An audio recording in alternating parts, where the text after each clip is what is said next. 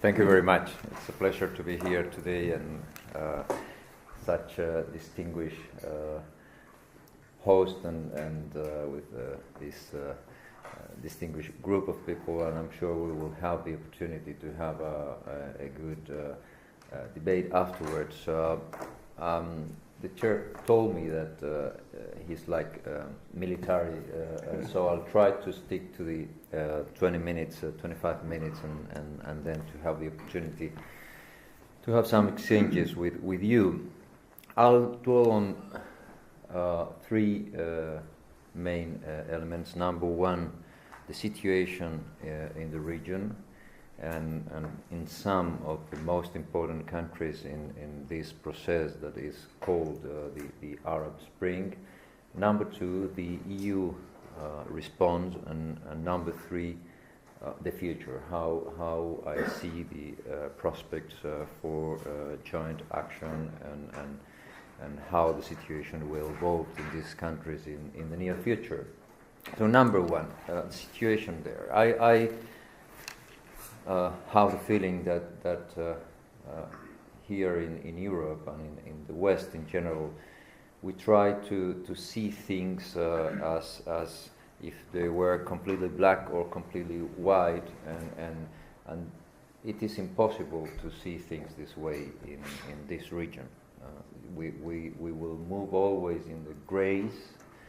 Sometimes it will be dark gray, sometimes it will be light gray. I personally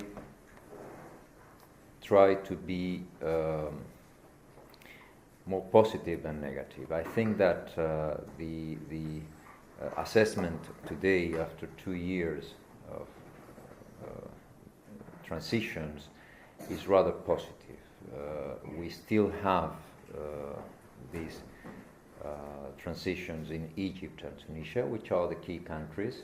We still have a very peculiar process in Libya, which we will comment in detail, in a more detailed way afterwards, and important reforms in Morocco, in Jordan, and to a lesser extent maybe in other Arab countries. Even Gulf countries are moving.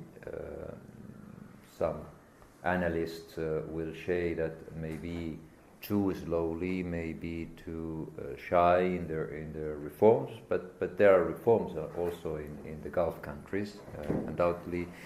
So, of course, it's not easy. First of all, because we have a terrible economic crisis affecting these countries, actually affecting all of us, all the world, and this is a very important challenge for these transitions.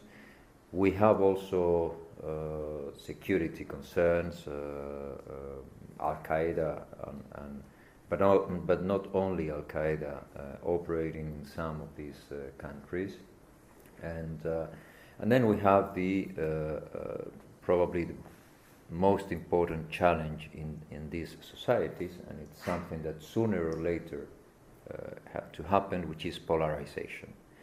These revolutions were protagonized by two different groups of people. Probably the leading role was for the liberals, what we call the liberals, a heterogeneous group of movements, parties, and also to a lesser extent by the Islamists. So obviously once the regimes they were fighting against disappeared, then the conflict between two different views on how to build a democracy and how to build a new society in these countries is becoming more and more present, and this is the kind of polarization we have now. It's something that had to happen. I don't see as denying a determination to build a democracy. It's just natural that these conflicting views appear, and these conflicting views need a kind of a specific process to reach a final agreement, because probably the Islamists know they have the legitimacy of the votes, and they have a majority mainly in Egypt and Tunisia, but the liberals have the revolutionary legitimacy, and these countries are after a revolution, and I don't think the Islamists, at least at this stage, are trying to build the new system without the support or some kind of consensus with the liberals. But it's not easy, and both in Egypt and in Tunisia there are specific problems. There are other factors that have to be taken into account. For instance, the judiciary in Egypt, that it's playing a very specific role, and it's determining some decisions and some situations. The judiciary is responsible for the constitutional crisis that we are living today in Egypt. So it's as I said before, it's very difficult to understand and to grasp these complex realities. But in any case, I'm not negative. I will not say, as some analysts do, this is a failure, this is an Arab winter, or this kind of basically this is working as democracies. All opinions are accepted. We in the media we speak a lot about whether known personality in Egypt or in Tunisia has been arrested or has been questioned for criticizing the president, but the reality there, the day-to-day reality, is very plural. Everyone can say anything about the president, and even probably things. I remember a couple of weeks ago a political party was saying in a written statement, this president is a fascist, and these kind of things are going there every day. People are not arrested, people are not questioned, political parties have the possibility to say and act freely in these countries. The media are quite free, and of course we are seeing specific situations not compatible with a democracy, and we will see these situations also in the future. Change will not happen in a matter of months, not even in a matter of years. It will take probably decades to consolidate democracy. Of course, it will not be the same in Egypt and Tunisia. I would say that in Egypt we have a political transition, but we have also a social revolution that has to take place. In Tunisia, you have this, what I call the social revolution. Let's take three indicators: role of women, education, universal education, and middle class. This is already done in Tunisia. So you don't need this social transformation in Tunisia. It's just about a political transition. So in the case of Tunisia, maybe the process will be over in 2, 3, 4 years. Whereas in Egypt, even if the political transition is accomplished in a short time, but all this deep transformation about the society, including fighting poverty, the poverty indications in Egypt are terribly high, makes me think that in the case of Egypt it's going to take longer. But today in Egypt and in Tunisia we have democracies at an early stage in a transition, and I insist, I keep thinking that for the moment being we can be positive about it. The case of Libya is different. There the transition is not from a dictatorship to a democracy. It's a transition from a non-state to to a state. All institutions have to be built and developed, and it will take longer, it will be bumpy, it will be complex, but we have a society which is determined to change, which has a lot of capable people, very good people also that were back to their country after years of exile. Many of them were living here in Ireland, by the way, and you had a good Libyan community, and some of them are playing important roles now back to their country. So, although it will not be easy, I also think that in Libya things will be better and better in the future. We will have the current situation of at least 5 sources of power. The central government, which has a very limited capacity of, is effective in Tripoli and in some areas in the country, but not much more than that. Then you have number 2, the local powers, especially important in cities like Misrata, like Benghazi, and others. Then you have number 3, the militias that play a very important role in terms of security and which at the end of the day will be the basis for the army and for the police reforms, but we are not yet there. Number 4, we have the local sheikhs, the traditional tribal leaders, very important to solve problems, especially in the south, when we have clans, conflicts, and these kinds of situations. We don't have, in many of these countries, police, we don't have judges, so these traditional tribal leaders are playing this role. And number 5, the transition council, the parliament that also plays a very important role in the country. So at least you have these 5 sources of power. It's a particular separation of powers system, but for the moment they are determined to keep building a new society. They are all of them very pro-European. They all think that Europe should be the main reference and the main partner for the process.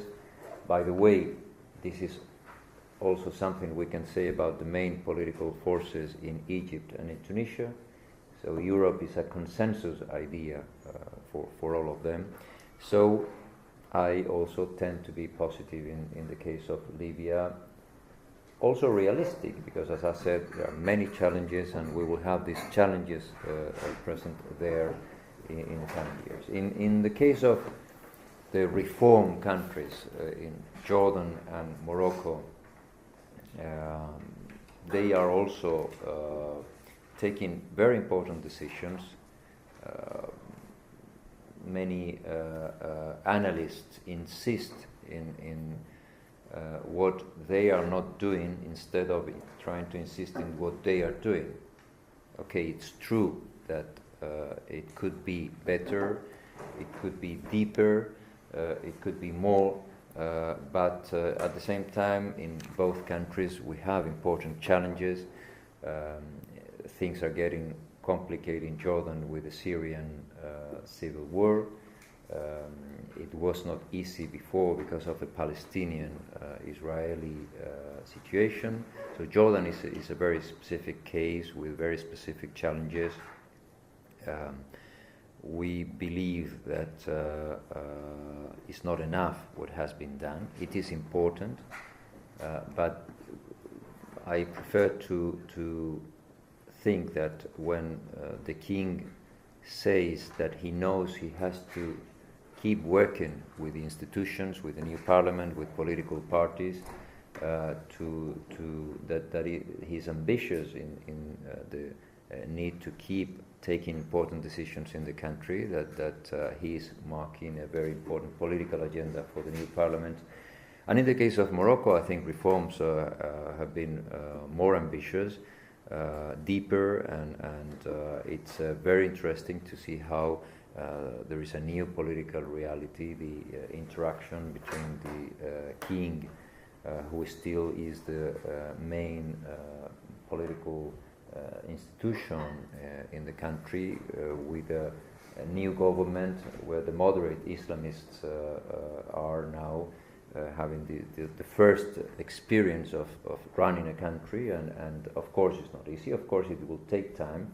One of the things I always insist is that we have to be patient, and in Europe democracy change took centuries, so we shouldn't expect these countries to become perfect democracies in a year or in a couple of years. It will take time. It will take time. Well, the European response to all these changes has been to first of all to change the strategy. Number two, to create new instruments to deal with the situation, and number three, to try to provide financial support despite the very difficult situation we are living through here in Europe. In terms of the strategy, you know that we had these two communications in 2011, in March and May 2011. We adapted the traditional instruments, and we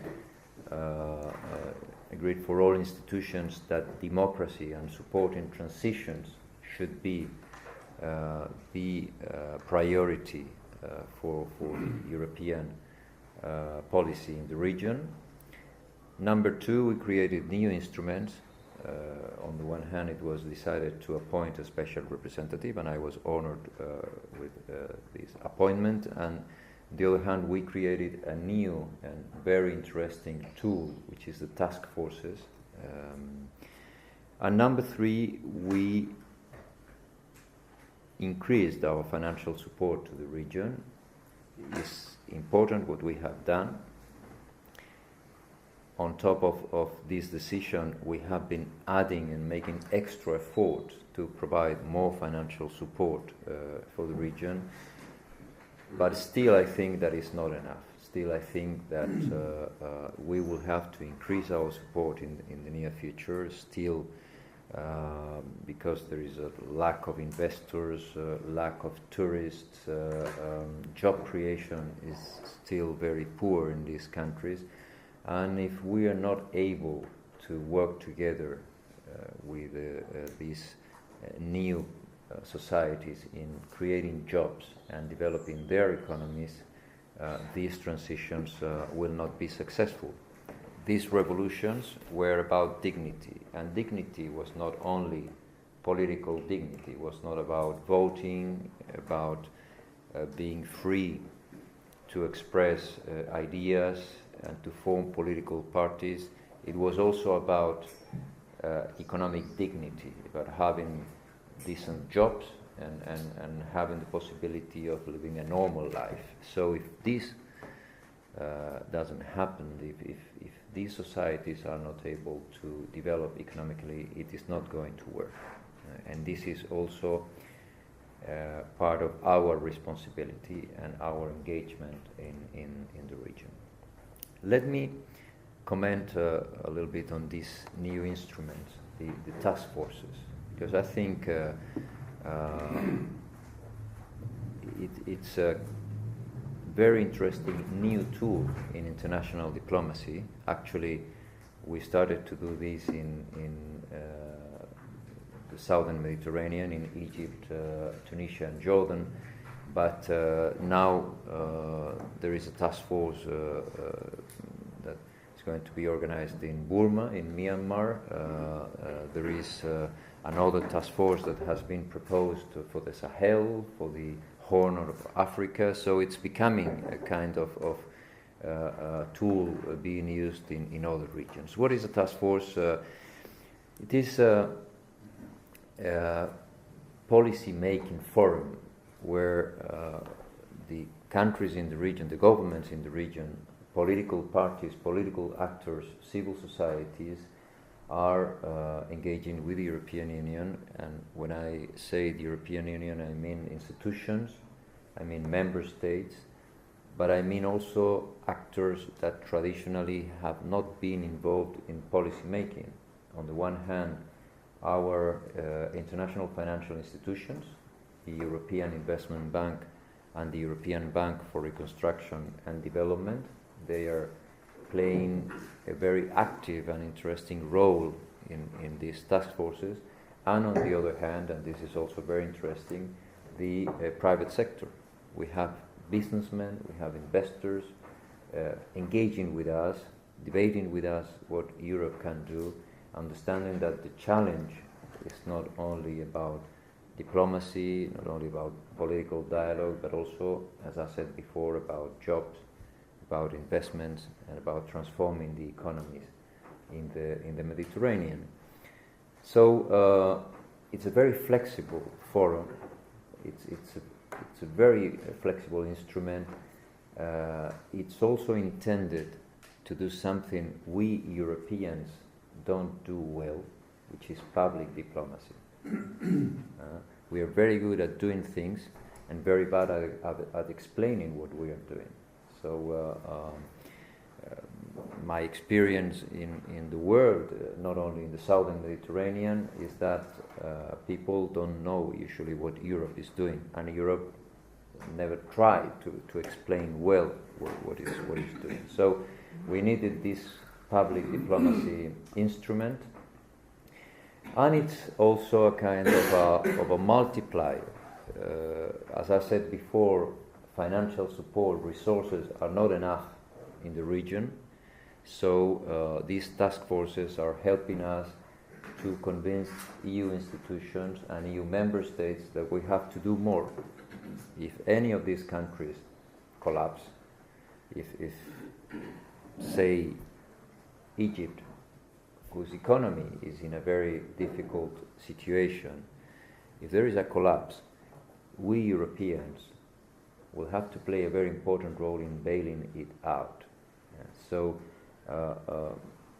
like it or not, whatever the view on the process and the view on the transition, it's much better to engage now and to try to work with a working economy than to engage after failure or a problem becomes too serious, and then it will be much more difficult to re-engage.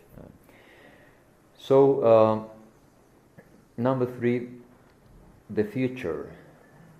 I think, and what I'm going to say now is more my personal view on the situation. I think that Europe has been doing a good job from the perspective of the regional policy. The Barcelona process in 1995, and then the Union for the Mediterranean, these have been good initiatives. We need a regional initiative as a minimum common denominator for all the countries in the region. We share problems, energy, security, migration. We have a lot of issues we have to work on, for which we need solutions, and only a regional cooperation can provide these solutions. That's fine. But until now, we had a good reason not to go beyond this approach. The Mediterranean Sea was not only a physical border, but was also a political line. In the north we have democracies, and in the south we had dictatorships. So that was a good reason not to go beyond these regional structures. Today we don't have this situation anymore, or at least the prospect is that we will not have this situation in a few years. let's be optimistic for a moment. Let's think that some democracies will consolidate in some of the southern Mediterranean countries. Then the European Union should consider what kind of relationship are we going to have with these countries. It's enough what we have. Can we do more? Can we, of course, not to integrate. None of these countries can be integrated in the European Union, but we can work with them in a, let's say, logique d'intégration, as they say in Brussels, meaning sharing some institutions, going further in some areas where we can, for instance, in our market, maybe we can do more in terms of structural policies, regional policies. There are a lot of areas where definitely we can do more with these countries. So I always talk about a new relationship, and I think we need to reflect in Europe about this new relationship, and we have to take important decisions. To my opinion, we have to go further. We have to for countries really reaching high levels of democracy, the best thing we can do in the region is to establish a deeper relationship with them, because then we will encourage others to move in this direction. As I said before, we will always need a regional structure. We will always need to work with all countries in the region, probably with a renovated Union for the Mediterranean, but it will not be enough. So in the future, I think it will be very important to offer and to outline this new relationship. Of course, we will have to do it sticking to our identity as Europeans, to our principles. For us, human rights are very important, and the situation in some of these countries, or some particular situations in some of these countries, are concerning.